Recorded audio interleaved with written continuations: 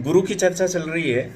जैसे कि चार पुरुषार्थ है, अर्थ, काम, मोक्ष और धर्म। इस पांच चार पुरुषार्थ में मैंने अर्थ में गुरु बैठने का लाभ तो आपको बता दिया। अब धर्म में गुरु बैठने से क्या होता है, देखिएगा। मैंने जितने भी लोगों के धर्म भाव में गुरु देखा है, मतलब लग्न, पंचम और नवम, तो इस भाव में बैठा हुआ गुरु भाग्य बहुत देता है। मतलब आप ऐसे इंसान होते हैं कि जो चीज़ आप पा नहीं सकते थे वो आपने प्राप्त कर ली। जो सपना आपने कभी देखा था बचपन में वो आपने इजी पूरा कर लिया। लेकिन ये है कि धर्म भाव में बैठा हुआ गुरु आपको देता तो सब कुछ है, हैप्पी नहीं रहते आप। क्यों पता है? आप अध्यात्म के लिए पैदा हुए पुरुष हो।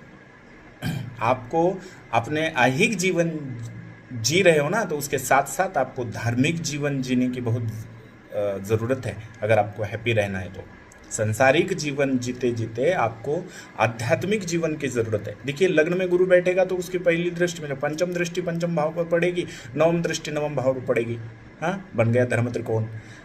अगर पंचम पे बैठ जाए तो वही पंचम दृष्टि से नवम को देखेगा, नवी दृष्टि से लग्न को देखेगा। हाँ, अगर नवम में विराजमान हो जाए तो नवम से पहली दृष्टि से पांचवी दृष्टि से देखेगा लग्न को और नवी दृष्टि से देखेगा पंचम को। मतलब तीनों धर्म स्थान में कहीं भी गुरु विराजमान हो जाए तो अपना ये धर्म त्रिकोण कंप्लीट कर लेता है। इंसान को भाग्यवान, पूर्व जन्म का सुकृत, पूर्व जन्म के अतः भाग्य लेकर आप किसी मकसद के लिए या किसी उद्देश्य के लिए या किसी परिवार के उपजीविका के लिए या किसी जिम्मेदारी के लिए जन्म लिया है। पर साथ में ये याद रखना आप कि अपनी जिम्मेदारी निभाते निभाते आध्यात्मिक यात्रा को कंप्लीट करना है, आध्यात्मिक सफर को कंप्लीट करना है, तभी आप हैप्पी रहोगे, नहीं तो नहीं रहोगे हैप्पी। याद रखना, धर्म त्रिकोण वाले जहाँ पे भी आपके धर्म त्रिकोण में गुरु है और उसने धर्म त्रिकोण बनाया है, तो आपको ये मान लीजिए कि जिम्मेदारी के साथ साथ आपको आध्यात्मिक जिम्मेदारी भी निभानी पड़ेगी। कि आपको आध्यात्मिक जिम्मेदारी के लिए आप पैदा हुए हो, आप किसी महत्वपूर्ण उद्देश्य के लिए पैदा हुए हैं। जीरो से हीरो बने हो आप। हाँ, कुछ भी नहीं था आपके पास और यहाँ तक आ गए आप।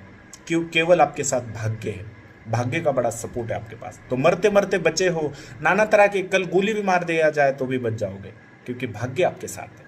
नमस्कार।